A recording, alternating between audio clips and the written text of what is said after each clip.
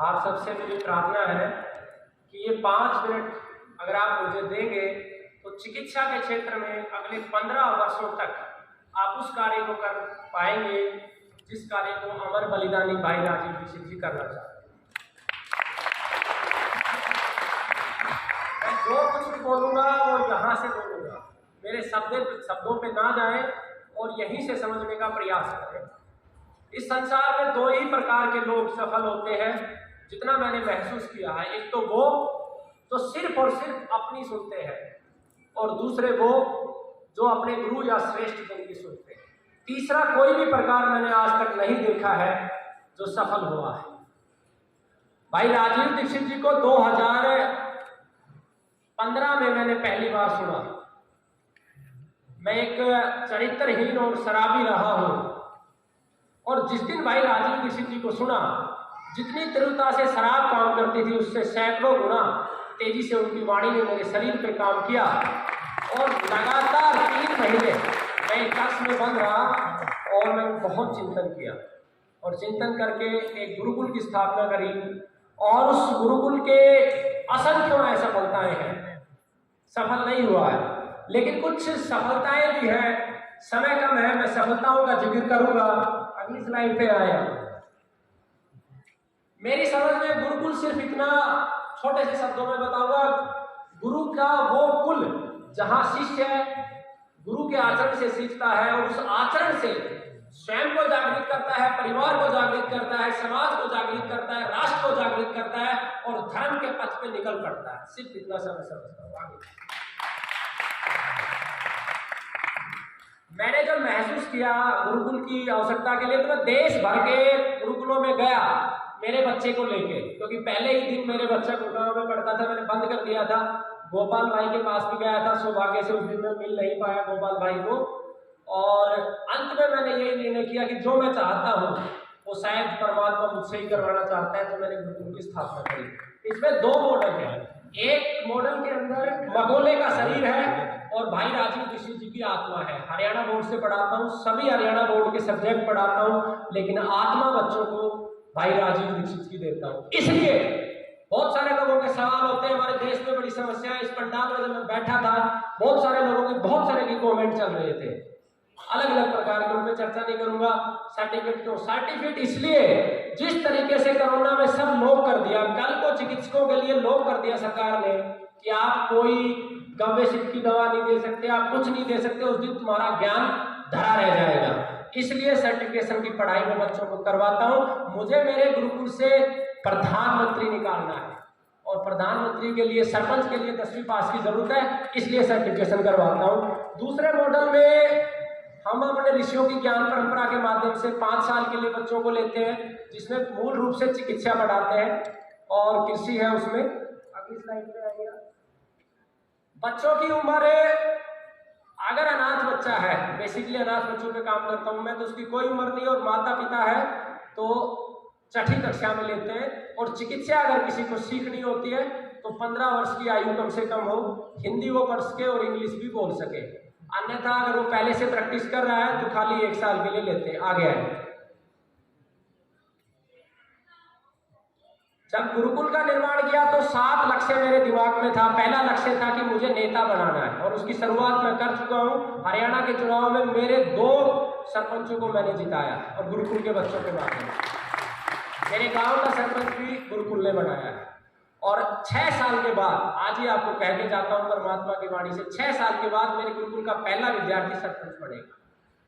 दूसरा मैंने चुनाव किया कि मेरा बच्चा उद्योगपति बने, धीरू भाई अंबानी की तरह, लेकिन धर्म के मार्ग पे चल के। तीसरा चुनाव मैंने किया कि मेरा विद्यार्थी अभिनेता बने। आप YouTube पे छोटी छोटी वीडियो देखेंगे, आपको कलाकारी करते हुए मिलेंगे। अभिनेता आज जितना 8 से 7 साल के मनुष्य को विकृत मकोले ने नहीं किया, जितना इस फिल्म इंडस्ट्री ने किया, तो इसीलिए मुझे अभिनेता बनाना है ताकि लोगों की सोच बदल सके। चौथा मैंने उसके अंदर रखा चिकित्सक।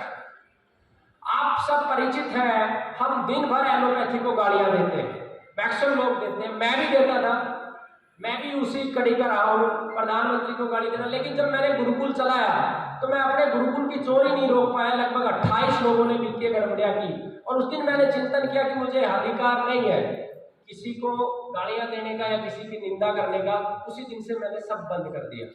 तो चिकित्सा के नाम पे अगर आप ईमानदारी से मूल्यांकन करोगे अपनी अंतरात्मा को देख के, तो लूट केवल एलोपैथी में, सबसे बड़ा झूठ आयुर्वेद और बाकी पैथियों में, वो मैं सिद्ध करके दिखाऊंगा, आगे चलेंगे इस पर। उसके बाद एक टारगेट लिया कि अच्छा किसान हो, गोपालक बने, धर्म, राष्ट्र और प्रकृति का प्रचारक बने। हमारी जो विफलता रही, आचार्य नहीं मिला, साफ सफाई की व्यवस्था में अनेकों विफलताएं हैं। आगे अगली स्लाइड पर सफलता के रूप में देसी बीज के माध्यम से 8 फीट का पालक का पौधा आज से 3 साल पहले उगाया। एक ही लौकी की बेल से 5 क्विंटल लौकी देसी बीज से 2 करोड़ लोगों तक राजीव भाई की वाणी पहुंचा चुके हैं संशोधित रूप में। चिकित्सा के शोध में पंचगव्य की हम बात करते हैं, लेकिन गौ माता का जो सबसे बड़ा गव्य है वो उसकी मुंह की लार है। 100 ऐसे कैंसर रोगियों पे जिनकी मुंह की लार बननी बंद हो गई थी, जिनको नाकों में ड्रिप लग गया था, उनको ठीक करके दिखाया। जिन बच्चों को 4-4 साल की उम्र में इंसुलिन लगती थी, गौ माता की मुंह की लार से करके दिखाया। रिसर्च के क्षेत्र में आज गुरुजी ने एक बहुत बड़ी बात बोली, नैनो मेडिसिन। ईश्वर की कृपा से 2 वर्ष से मैं इसका प्रयोग कर रहा हूं। किस प्रकार से प्रयोग कर रहा हूं, बहुत सरल करके बताऊंगा। आपने जो अर्क निकाला, उसी अर्क को दोबारा हांडी में चढ़ा दो, जितनी औषधि डाली उसका 10% बढ़ाते जाओ। मैं 8 बार लगातार ऐसा अर्क निकाल के रोगी को सेवन कराता हूं। एक रोगी में मैं विफल रहा हूं, मैंने ड्रिप से भी रोगी को दिया, नहीं बचा पाया रोगी को, बिल्कुल लास्ट स्टेज का था, अभी उसमें विफलता है। दूसरा, एलोपैथी के अंदर जो कुछ है वो सब आयुर्वेद की देन है। हमारे देश का सबसे बड़ा दुर्भाग्य यही है कि हम अपने नाम को ऊपर ले जाने के लिए बहुत सारे झूठों का सहारा लेते हैं। मूल है आयुर्वेद। अगर आयुर्वेद के सार को पकड़ के हम चलेंगे तो प्रत्येक बीमारी का हम सॉल्यूशन निकाल पाएंगे। तो उसी पे एक ये रिसर्च 8 प्रकार से। दूसरा, हर व्यक्ति के ऊपर हम गौमाता का मैं सम्मान करता हूँ। गौमाता सब कुछ है, लेकिन प्रत्येक व्यक्ति को अगर हम गोमूत्र पिलाने की जिद करेंगे तो पाप कर जाएंगे। इसलिए और विकल्प है। जिस प्रकार से आप सभी इस पे चिंतन कीजिएगा, मैं इसको ऑलरेडी कर रहा हूं। जैसे कैंसर में पहले शराब बनाते थे, शराब कितनी तीव्रता से शरीर पे काम करती थी, उसी फॉर्मुलेशन से आप नीम के फूल की औषधि बनाइए। मैं फिर मुझे समय का मिला है, फिर मैं आपको सिखाऊंगा उस विषय में। तो वो शोध गुरुकुल ने किया। उसके बाद आप 18 प्रकार के प्राकृतिक खाद गुरुकुल ने तैयार किए श्रेष्ठ जनों के अनुभव से, और उनके परिणाम इतने अद्भुत रहे हैं कि 85 जिलों में हम निःशुल्क बीज बांट चुके हैं। और गोपाल भाई ने जो एक खाद बनाया, मैंने उसमें भी एक परिवर्तन करके देखा। अब उसी खाद में गोपाल भाई गो भस्म मिलाइए और पीपल और बरगद के पत्तों का रस मिलाइए, आपको निश्चित रूप से और अच्छा लाभ मिलेगा। अगली स्लाइड। ये मेरी लौकी है जिससे मैंने 5 क्विंटल लिया था। अगर 5 मिनट इसके पास खड़े हो जाओगे तो आपकी बॉडी चार्ज हो जाएगी। इतना इसमें ऊर्जा है, खाने की आवश्यकता नहीं, सिर्फ देखने से आपको ऊर्जा का आभास होगा। न्यूज़पेपर की कटिंग है। नेक्स्ट, हमारे देश में बड़े बड़े दावे चलते हैं कि 5000 कैंसर रोगी ठीक कर दिए गोमूत्र के माध्यम से, इसके माध्यम से, आयुर्वेद के माध्यम से, होम्योपैथी के माध्यम से। वास्तविक स्थिति ये कि 23 जुलाई को जब सम्मेलन किया था, पूरे भारत से 1000 रोगियों का भी आंकड़ा नहीं आया था। सबसे अधिक आंकड़ा 443 गुरुकुल ने दिया था, और जिसमें सबसे बड़ी भूमिका हमारे गुरुजी निरंजन वर्मा जी की है। दूसरी बार इनसे मिला हूं, लेकिन इनको सुन के मैंने बहुत कुछ सीखा है। ये वो रोगी है, जैसे गुरुजी सुबह कह रहे थे कि एलोपैथी वालों को संतुष्ट नहीं कर सकते, कर सकते हैं। दिल्ली के सम्मेलन में सरकार के नुमाइंदे मंत्री भी थे, और एलोपैथी के डॉक्टर की गोद में मैंने 443 फाइलें रखी थी कि मुझे उंगली रख के बता कहाँ कमी है। ये वो केस है। पहली स्लाइड में है, एक बार इससे पहले ये जो केस है, ये पूरी मेडिकल के लिए चैलेंज है। इस व्यक्ति को 5 जगह पे कैंसर था। 30 नवंबर को इन सबसे मैं लाइव भी बात करवाऊंगा। ब्रेन में, फूड पाइप में, हार्ट में, आपके मलाशय में 15 दिन की लाइफ बोला था, उसके बाद भी जिंदा है। ये व्यक्ति अगला है, इसको दिल्ली एम्स ने जवाब दिया था 1 घंटे में 200 मीटर चलता था, आज 20 एकड़ की खेती कर रहा है। इसको 60 लाख रुपए की रोबोटिक सर्जरी के लिए बोला था, मेदांता नहीं, छोटा हॉस्पिटल नहीं है, 3 महीने में ठीक करके भेजा। ये SMS में इसकी बेटी MBBS है, ये हमारा स्वास्थ्य मंत्री अनिल विज का PA का रिलेटिव है।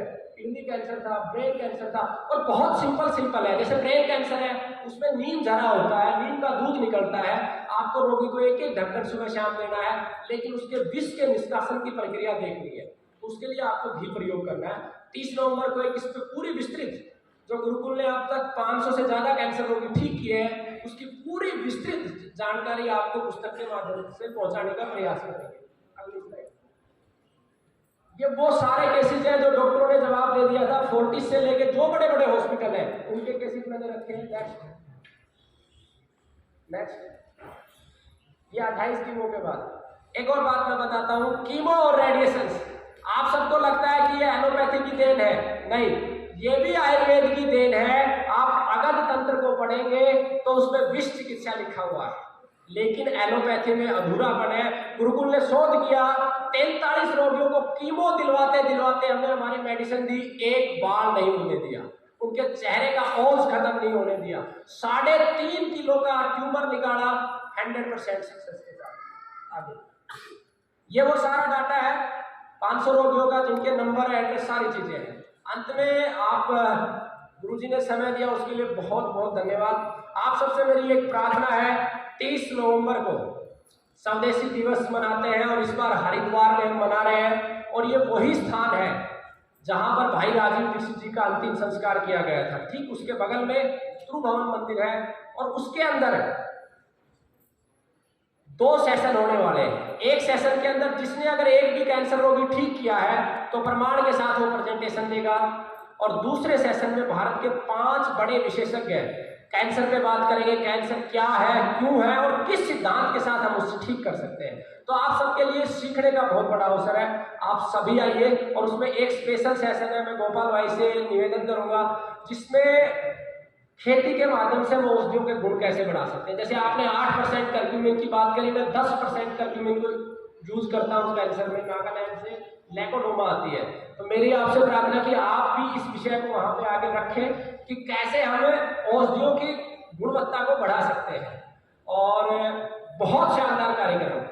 दूसरा, बस अंत में एक ही बात कहूंगा, आगे वो व्यक्ति निकल जाता है जो करता है, कर्म करता है, और सदा पीछे वो लोग रहते हैं जो निंदा में अपना समय खत्म करते हैं, आलोचनाओं में अपना समय खत्म करते हैं। आप करने वाले बनिए। इस समय हमारे देश में करने वाले लोग बहुत कम है।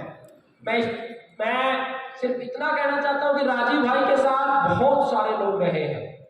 जब मैंने ये राजीव भाई को सुना था तो मुझे लगा था इस देश में करोड़ों कार्यकर्ता है, मैं तूफान ले आऊंगा। और जोश जोश में 2 बार मैंने बाबा रामदेव की आंखों में आंखें डाल के बोला कि राजीव भाई की हत्या की जांच हो। मेरे मन में इतना जुनून था कि 2 मिनट में खत्म कर दूं, लेकिन अंत में जो समझ में आया, जो गोपाल भाई ने बताया कि एक व्यक्ति को खत्म करने से कुछ नहीं होना, इस व्यवस्था को खत्म करना है, जिस व्यवस्था के लिए राजीव भाई परेशान थे, और उस व्यवस्था को आप खत्म कर सकते हैं। आप सब मिलकर खत्म कर सकते हैं। आप सबके अंदर भाई राजीव दीक्षित जिंदा है, बशर्ते कि आप पवित्रता से आगे बढ़े। सभी चिकित्सकों को मैं एक और बात कहना चाहता हूं कि चिकित्सक का एक धर्म होता है, उस धर्म का जरूर पालन करें। आज मैं देखता हूं कि अपने झूठे नाम प्रतिष्ठा के चक्कर में, विशेष रूप से आयुर्वेद के लोग, नाड़ी का ज्ञान ना होते हुए छोटे छोटे बच्चों को टीबी तक की दवा खिला देते हैं, किसको टीबी है, मुझे नाड़ी का ज्ञान है। तो इस तरह जब तक आप झूठे रहेंगे, अपने आप से सच्चे नहीं रहेंगे, तब तक आप परिवर्तन नहीं लेके आ सकते। और 3 सुझाव इस कार्यक्रम के संबंध में मैं चाहता हूं कि ये 3 दिन का जो कार्यक्रम है, 3 दिन का, इसके अंदर 1-1 घंटे का सेशन अलग अलग बीमारी को कैसे सॉर्ट आउट करना है उसके ऊपर रखा जाए। और क्योंकि मुझे खुद व्यक्तिगत रूप से सुझाव देने वालों से फ्रस्ट्रेशन रही है, क्योंकि मुझे भी बहुत सारे सुझाव दिए जाते हैं कि सफाई होनी चाहिए, बस 1 मिनट, है ना, सफाई होनी चाहिए, ये होना चाहिए, तो मुझे फ्रस्ट्रेशन होती है। इसलिए मैं सुझाव नहीं, सुझाव के साथ समाधान भी देता हूं, और इसकी मैं जिम्मेवारी ईमानदारी से निभाने के लिए तैयार हूं अगले सम्मेलन में। और आप जितने भी गव्य सिद्ध हैं, कैंसर के 49 प्रकारों को हमने ठीक किया है, 1-1 प्रकार को कैसे ठीक किया वो अप्रोच मैं आप तक दे सकता हूं। हार्ट के विषय में जिनका कोलेस्ट्रॉल 450-500 है, एक ही दिन में गारंटी के साथ नॉर्मल करके भेजते हैं। केवल 13 केसेस फेल हुए हैं, 142 केसेस को पास किया है। तो वो सारी चीजें मैं अगले सम्मेलन में गुरुजी के आशीर्वाद से आप तक पहुंचाऊंगा। ये सुझाव भी है। एक और अंतिम सुझाव है, जो हमारे गव्य सिद्ध का सिलेबस है, प्रत्येक चिकित्सक को कम से कम एक संहिता का जरूर अध्ययन करना चाहिए। और हमारे जो शरीर क्रिया विज्ञान है वो सिलेबस में जरूर शामिल करें। गुरुजी से मेरी चर्चा भी हुई है, अगले सिलेबस में जरूर गुरुजी इसको शामिल करेंगे और इन दोनों कार्यों को करने के लिए मैं तैयार हूँ। शरीर क्रिया विज्ञान के सिलेबस में भी मैं सहयोग करने के लिए तैयार हूँ और अगले सम्मेलन में कैंसर हार्ट का नॉलेज ट्रांसफर करने के लिए भी तैयार हूँ। मेरी किसी बात से आप लोगों को बुरा लगा, मुझे माफ करना। बोलो भारत माता की जय, वंदे मातरम।